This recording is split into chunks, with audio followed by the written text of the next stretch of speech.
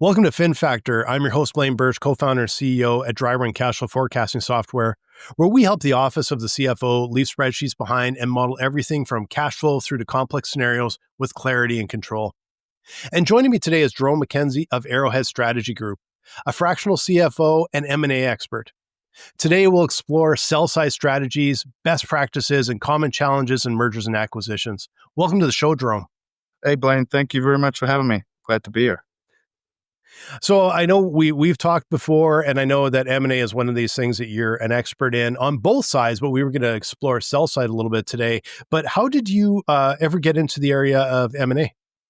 Yeah, I guess my entrance into this side of M&A was kind of unconventional. So before I started my company in March of 24, I spent 2.5, 3 years as a searcher looking for a business to buy. And funnily enough, it was my only criteria was at the time was I don't want to own an accounting or finance firm, which then fast forward 2.5, 3 years, I ended up starting one. So it just shows, for me, you think you know what you want and then you do exactly the opposite. But from the lens of a searcher, I got to analyze hundreds of different companies, especially their financials, which that's what my background is in. So that was always a fun exercise for me. And that the state of the financials of a company was like where I would decide, like, do I progress further and look into this company more, or do I cut it off? And 99% of what I looked at, I would find the bodies pretty quickly and then cut it off, move on to the next one.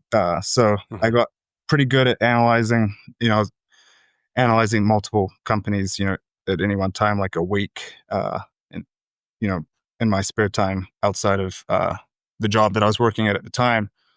And then it wasn't until the end of 2023, after my wife and I just moved back to Kansas City, where she's from where we were living in the Clearwater area in Florida, that I sat down with a family friend of my wife's family who had built, grown, and operated an HVAC company for 25 plus years. And, it was nothing huge. But it was, he had built like a pretty solid business. It was, local business. Anyone in, really in that county, in that area knew of the guy and knew of his business. And so I sat down with him at a local kind of bar and grill one afternoon. And, he was in his 60s. He told me like he wants to retire in 2-3 years.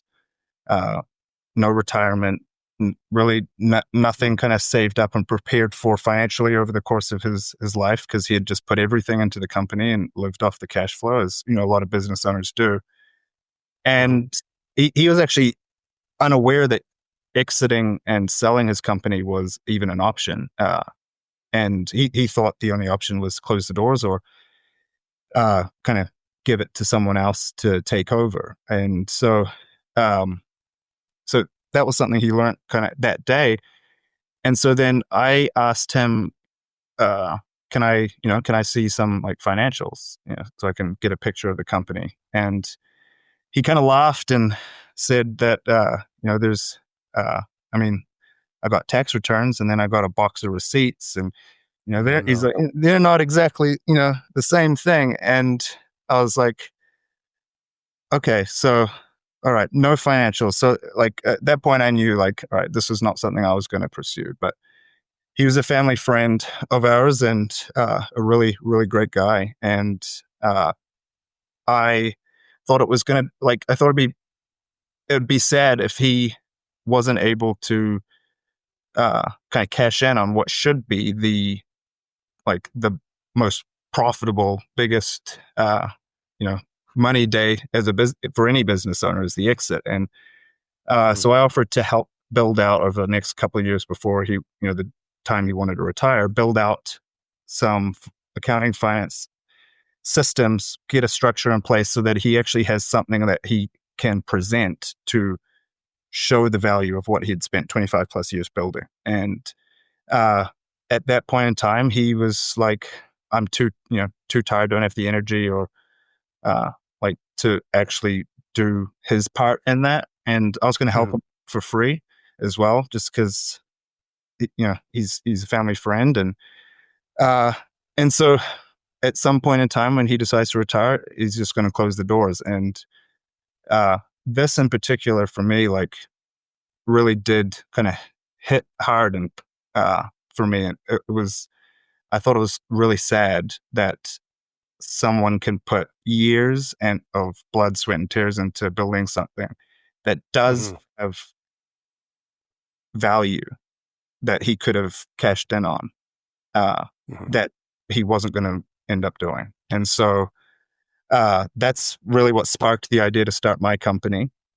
But I knew that going into starting my company, like, especially, M&A transaction deal work is a very lumpy thing, right? It's, you work on a deal, 2 deals, however many deals, and it's, this M&A advisors, like one of my best friends owns a sell side M&A firm, and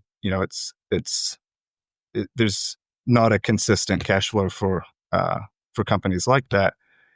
And so I started off with what I was used to, what I knew, which was, the fractional CFO, fractional controller accounting work. And then it wasn't 2 months until that friend of mine had a deal that was not going to go to market because the sellers, also in their 60s, wanting to retire, decided that their number that they needed to exit and retire was $3 million after taxes, deal fees, everything out the door.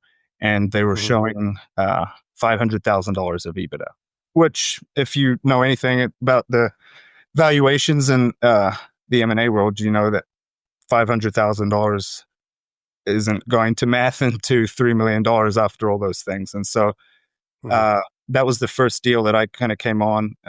And he just wanted me to come in, take a look at the financials, see if there was anything there. And then over the next few weeks, I did an exercise which was kind of like a version of a sell side Q of E that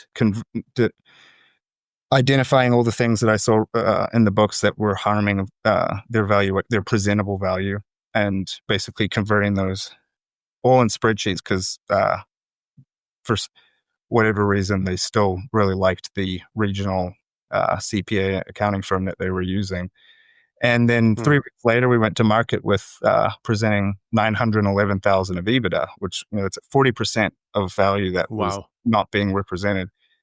And they got 4 private equity offers and exited to a private equity firm for just over $5.7 million and cleared their $3 million by a pretty big margin. And so that was the first deal that I got into in that world. Well, and it's amazing to me because a lot of times when I hear of businesses on the sell side, and obviously I'm not exposed like you are, but what I hear is the owners go to someone that's going to help them sell, and helping them sell is you're basically going to market. And what you're saying is they're going to market completely unprepared, and they're going to lose their shirt because they don't have their finances straight. They don't have it recorded properly. And in this case, they actually had underreported their EBITDA, which is, obviously massive impact on the valuation of the company. So it sounds like this is probably seems like a very prevalent problem on the sell side here. Yes. I mean, as a searcher, I maybe saw one set of actually clean financials that, for example, that my firm would actually ship out the door to a client. And that means that there's, 200 plus companies that were not at least up to my standards of what I would be able to, as a firm, give to a client. And and especially, I think one of the I think one of the biggest things that is that when sellers decide they want to exit and they, approach a broker or M&A advisor to sell their company, they're doing it saying, all right, we want to go to market now. And, you can do it. But been a part of deals that was the process, because most times than not, companies that are going to market didn't prepare for 2-3 years, which is the ideal, because if you're the way I look at accounting and finance in a company, and for every new client that I bring on, one of the first questions I ask them is, okay, are you in growth mode or are you in exit mode? Because the accounting and finance and how that's presented should be different based on which mode you're in. And if you're in exit mode, then it's especially you need to present it in the right way, because one biggest thing is, a lot of these companies, even if they get an offer, an LOI, and then they're starting diligence, a lot of deals go to diligence to die with bad accounting. I was talking to that M&A advisor friend of mine earlier today, and telling him I was coming on your show and what we're talking about. And he was on a phone call with his attorney, who is also specializes in M&A transactions. And he just did a presentation to a small group of people, and about the this sell side process. And one of the parts of that presentation was, what are the things that kill a deal in diligence? And accounting and finance was one of the top 2 things that kill deals. And I'm sure you've heard the saying that attorneys kill more deals than anyone in the M&A world, and I disagree, because I think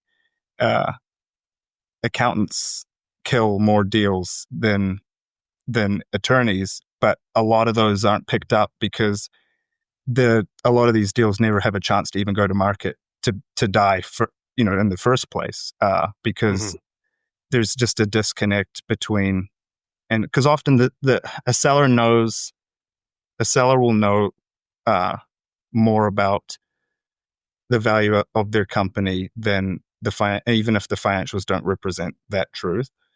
But and then even just from the lens of diligence, speed is your friend or your enemy.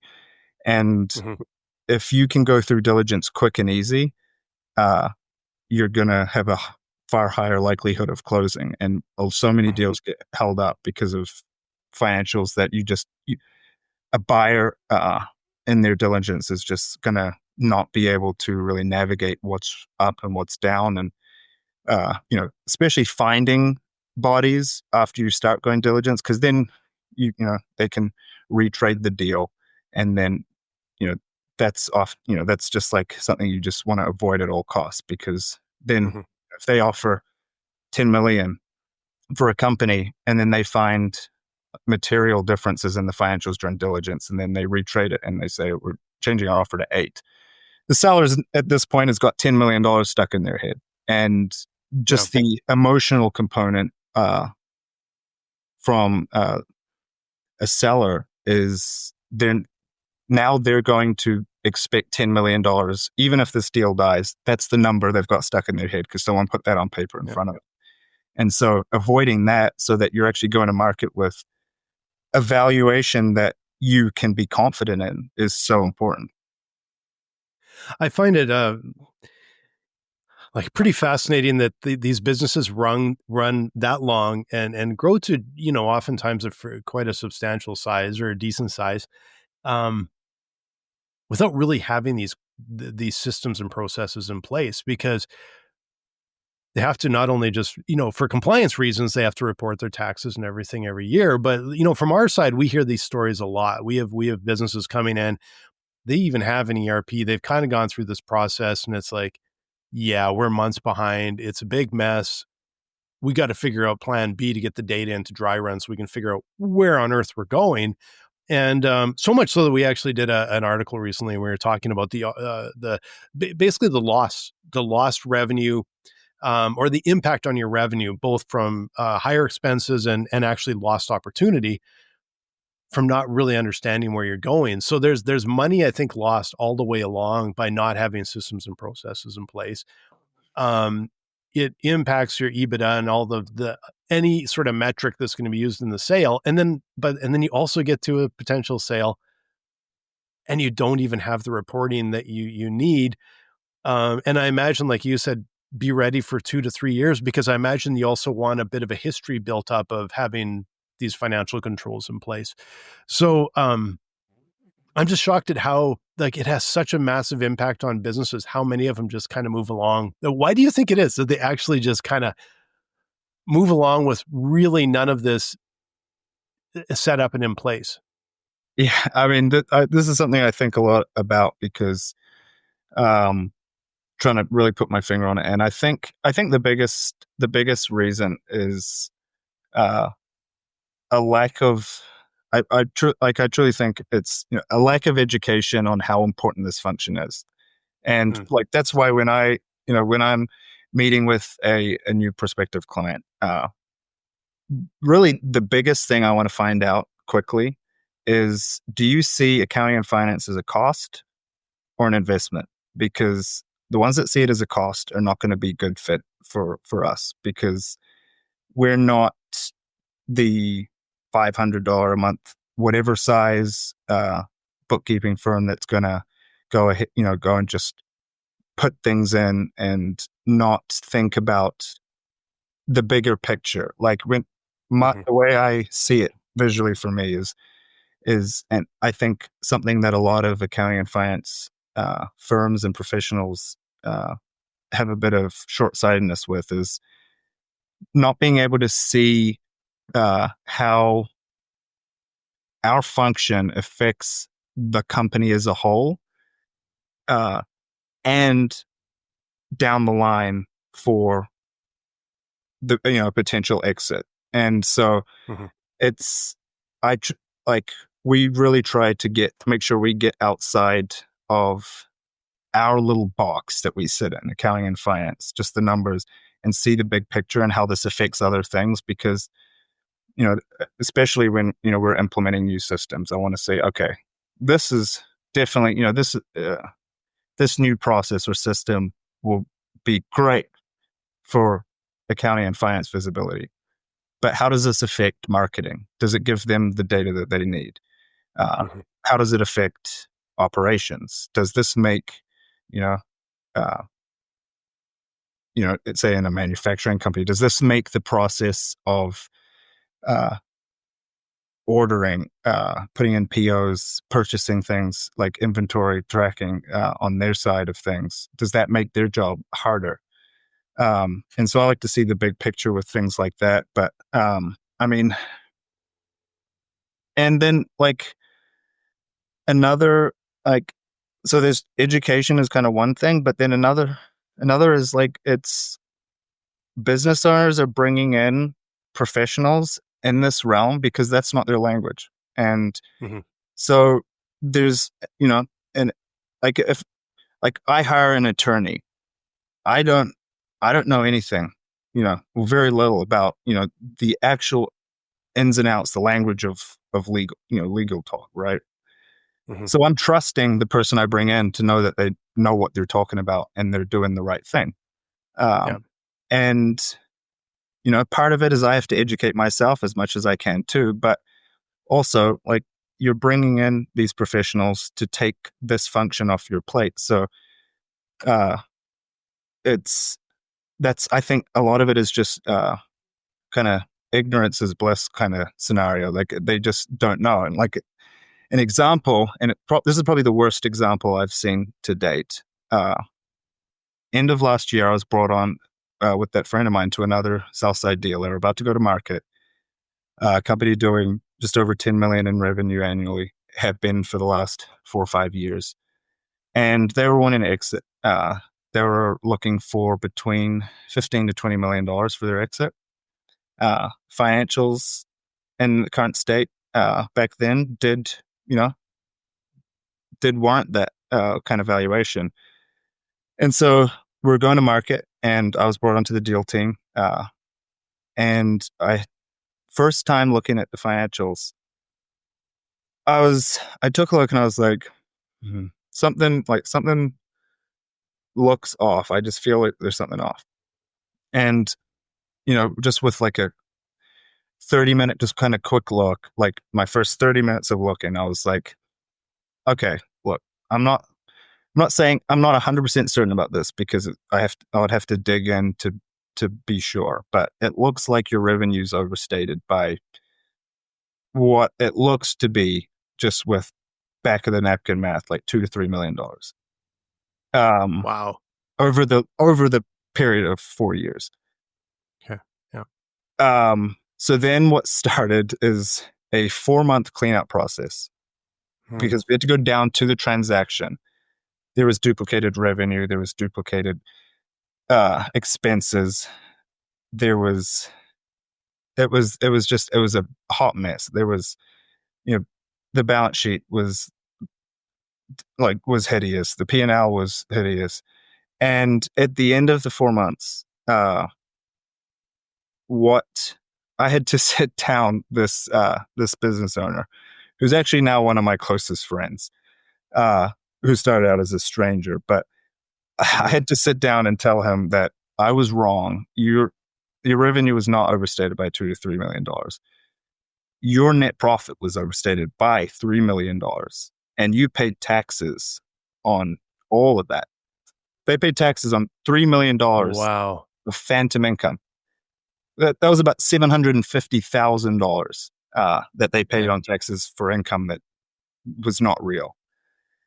Luckily, we were able to, with those clean books, and because of the look back period, we were able to amend 3 years of returns. They got a nice chunk of that back. Not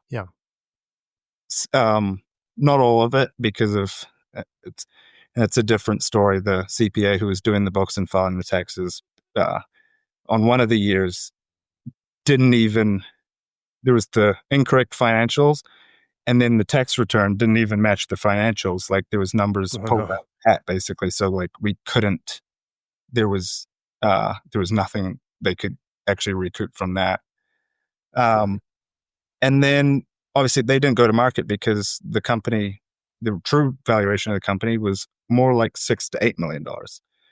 Okay. So didn't go to market. And then as soon as we ended that project of cleaning up, they'd now become one of our monthly clients. And we started, all right, let's start growth mode.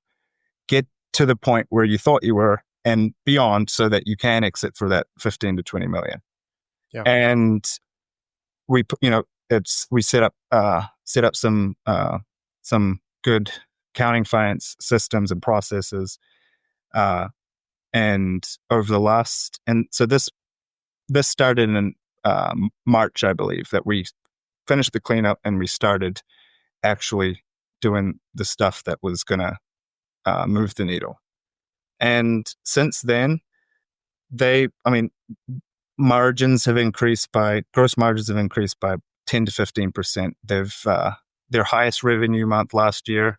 They just did a couple of months ago, where they doubled and they're just growing. The trajectory is insane. We've cut a lot of, expenses that they just weren't aware that were draining, and really hurting their bottom line.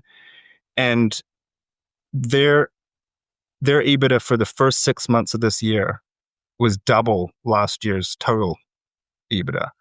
And so if they keep on the same track that they are, even if they slow down for the next, few months left in the year, they're going to be at a EBITDA level with the current market multiples for this industry, where they're going to be able to command 18 plus million easily. And Yeah. diligence will be easy. Um, it'll be fast, and it'll be extremely clear to a buyer what they're buying. And it's a lack of financial controls it's like, and these are all things that also um, are things that drive a multiple more towards the premium, because Mhm. uh, it's not just the Wild West. It's not a whole bunch of spreadsheets and manual stuff going into it. I mean, Mhm. what we've able to implement has been able to, like, they were able to cut a whole, they're able to cut an entire head count. They haven't, but they could, because of that person's roles now just shift into something else, Mhm. because uh, of all that, and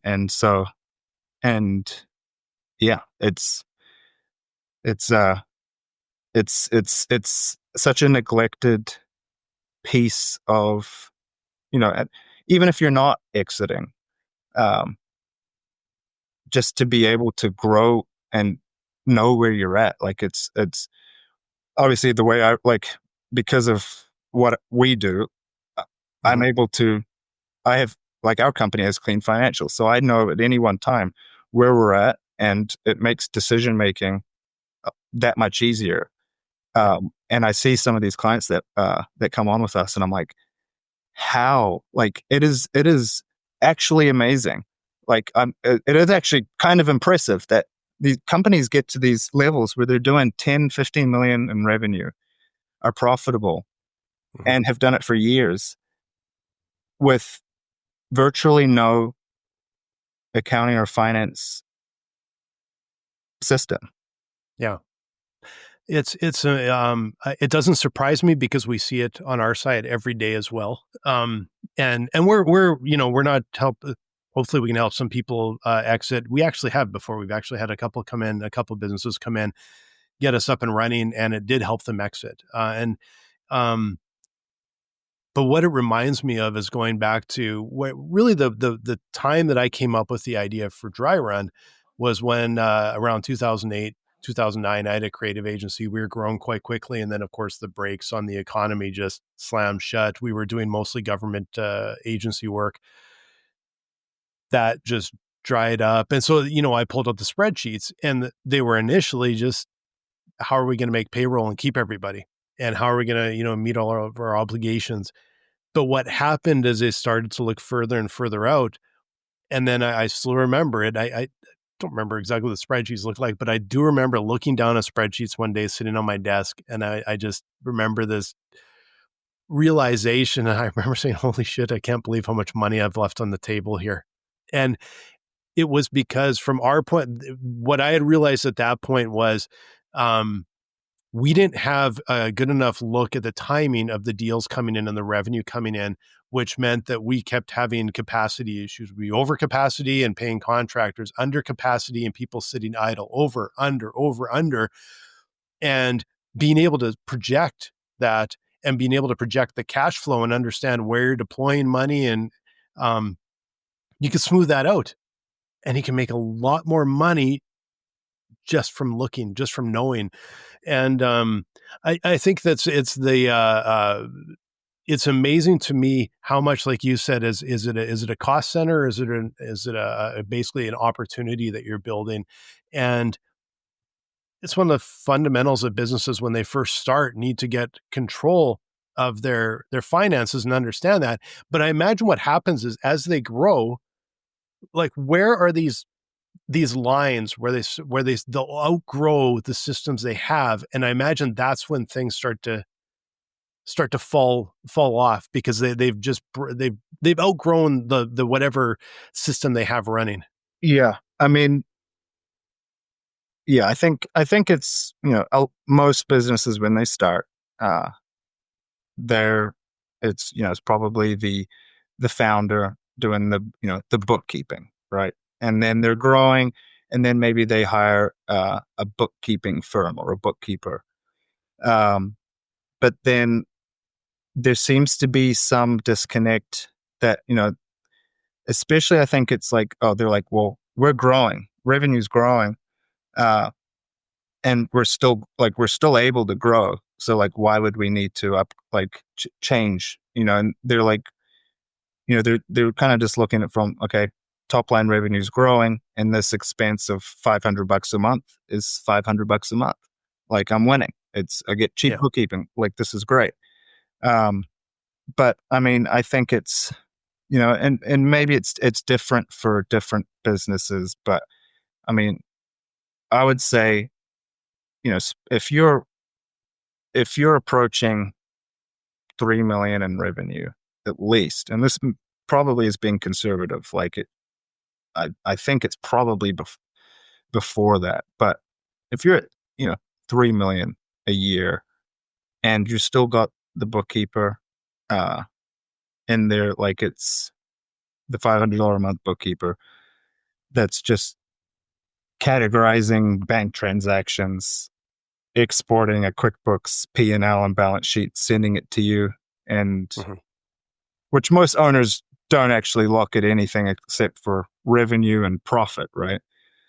Yeah. Top line, bottom line, is kind of the extent of it. In a lot of cases, then it's around around that, and I think that's where the fractional anything, I feel like, is just in the last 6 or so years has really started becoming more and more popular, because I think a lot of business owners look at this function and more aware of that you can hire a firm and fill multiple roles for cheaper than a full-time W-2 employee. But there's still a lot of companies out there that think, well, if I want CFO services, CFO, strategic analysis at all, then I'm going from $500 a month for my bookkeeper to $150,000+ salary with benefits, all that kind of stuff going into it. And when realistically it's not, and it's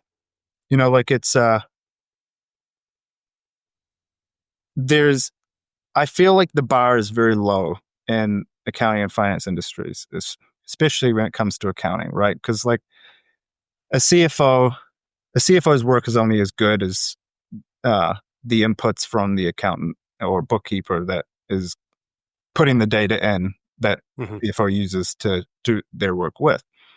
And it's, I don't know.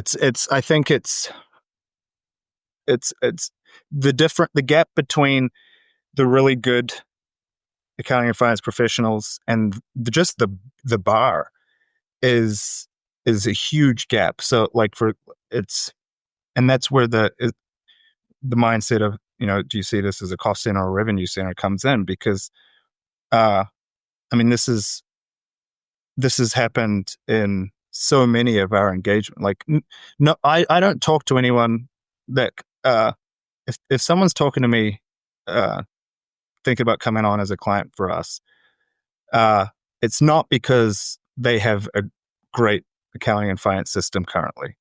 And oftentimes, unfortunately, it seems like the only way to make that change right now, like at least for the majority, is through a painful experience and learning from that.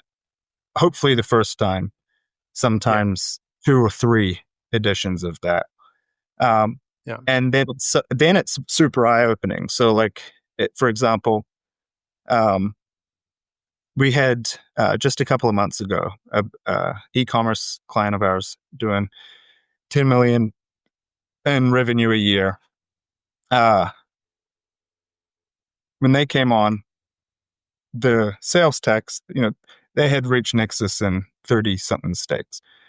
And there was one of the first things see on the balance sheet is there's all these state, there's a sales tax account on the balance sheet for each state, and 95% of them have negative balances. And so then it's like, all right, look back, and we ended up amending maybe 8 or so sales tax returns from the beginning of 2024 for 3 different states.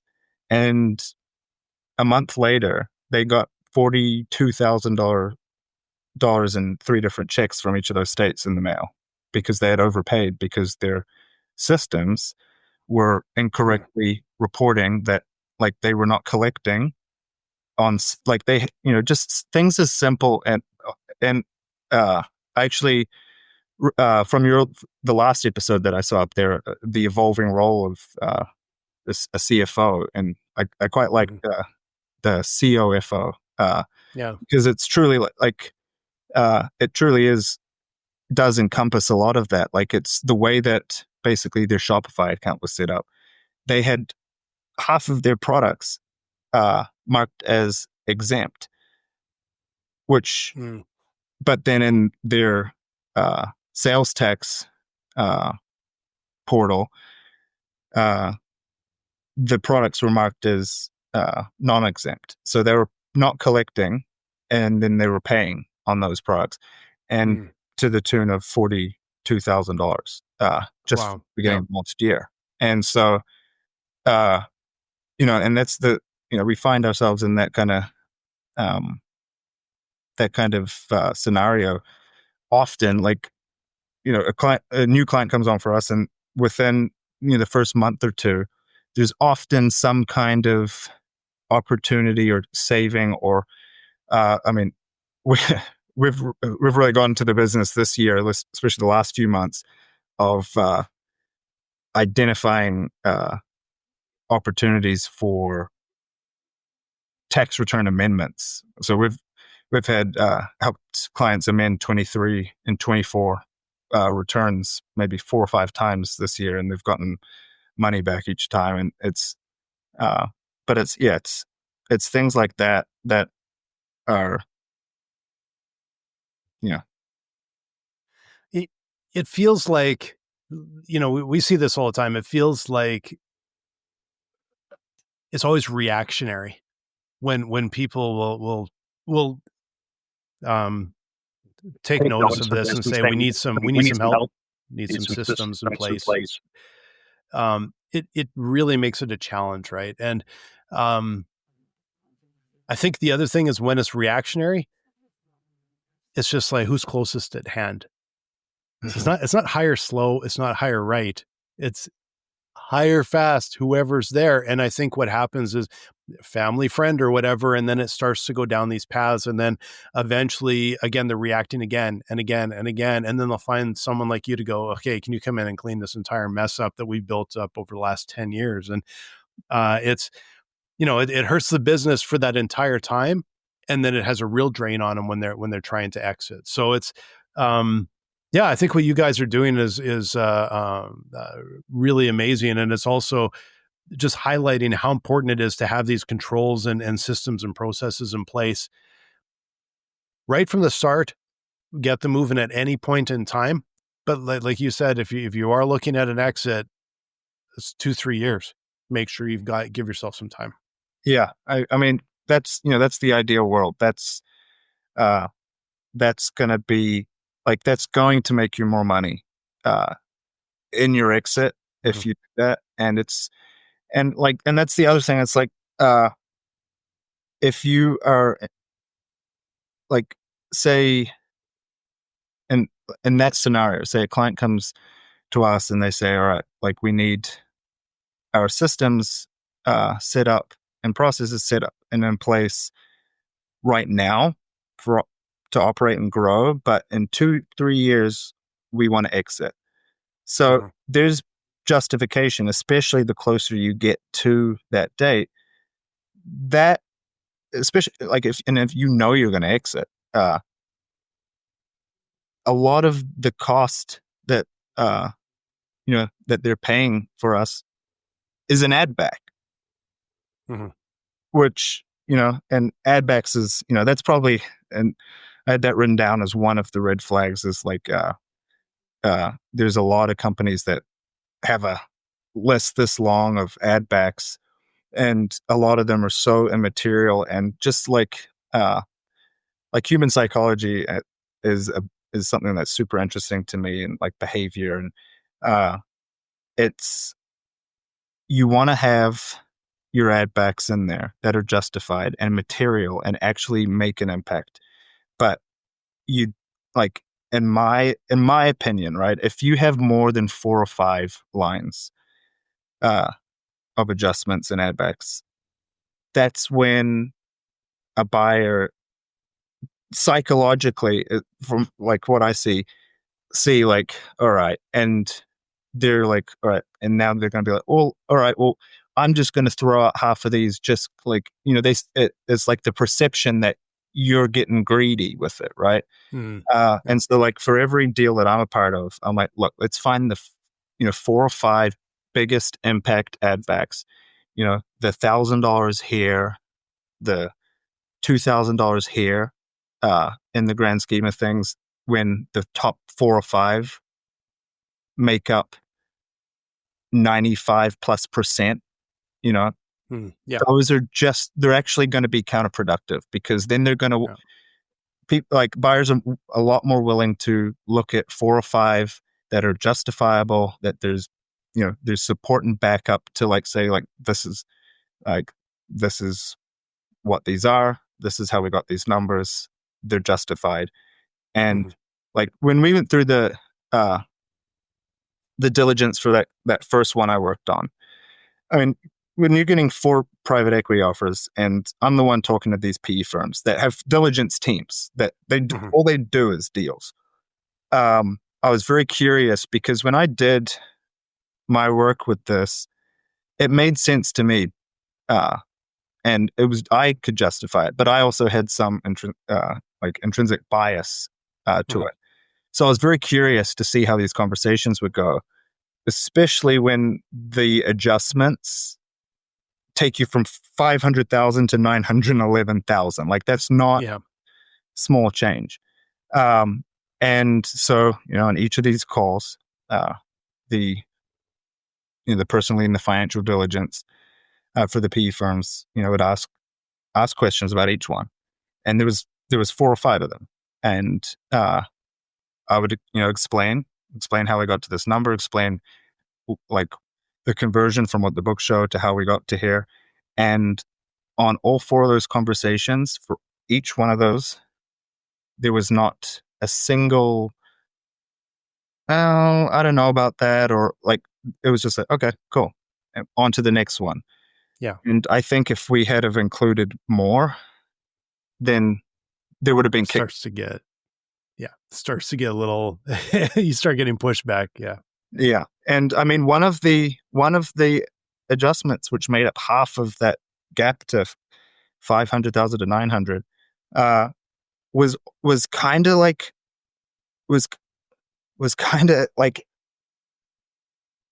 I thought there could be some kickback on that, just because, like, basically it was, they had been categorizing as cost of goods sold something that was actually a fixed asset that should have been depreciated over 10 years. Like, there was a useful life of that of 10 years. The warranties were 10 years, and ownership never changed hands. So as well, for these items, they always remained. And so, like, they were expensing them as they purchased them. And, and this is, something that costs less than $100 per item, but there were thousands being purchased all throughout the year. So there was negative COGS somewhat, because what a regional CPA and accounting firm was doing was taking a physical inventory count of these and looking at the balance sheet and making an entry just to get the balance sheet to reflect the physical inventory count, which caused negative COGS in given months throughout the year, which, as you know, is not possible, right? and so that was a pretty like out there one, kind of to like say, hey, these actually should be depreciated. Here's the depreciation expense for these, but this should be spread out over 10 years. Yeah.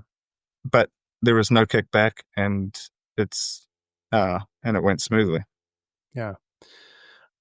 So I know we're coming up on our time here. I could probably talk for another 2 hours about this, but this was really interesting, Jarome. And I think you highlighted not just the sell side getting prepped for that, but just being prepped and running your business and actually being able to generate more income, reduce your costs right from the start, and it will have a greater impact as well down the road when you're looking to sell your business. How should people get hold of you if they want to talk with you about any of your services? You can find me on LinkedIn, Jarome McKenzie, and it's JA. And then also I'm on X, Twitter, at Jarome the CFO. And then, or you could go to our website, which is arrowheadstrategygroup.com. All right, terrific. Yeah. And some people might find some of our company golf balls scattered around different golf courses around the country. I'll say that they were left there intentionally, but they're just bad tee shots that went way off the fairway, and they've got a QR code on them, which take you to all of our links. But just you might as well take a few balls, and every time you put it in the bush, you can say, "How is this marketing?" So marketing expense. Yes. Well, thanks so much, Jarome. I really appreciate your time. This was a really good conversation. Yeah, thank you very much, man. Appreciate it. And for those of you out there, if you are a CFO or you're on a finance team and you are in spreadsheets to do your cash flow or to understand where your revenue is going, compare scenarios, come talk with us at dryrun.com. We will save you a ton of time. We're going to make you some of that money by reducing your costs, showing you where you're bleeding money, finding those opportunities. We'll also make you money. And so we're going to give you a really good ROI. So come talk with us at Dryrun. Thanks so much.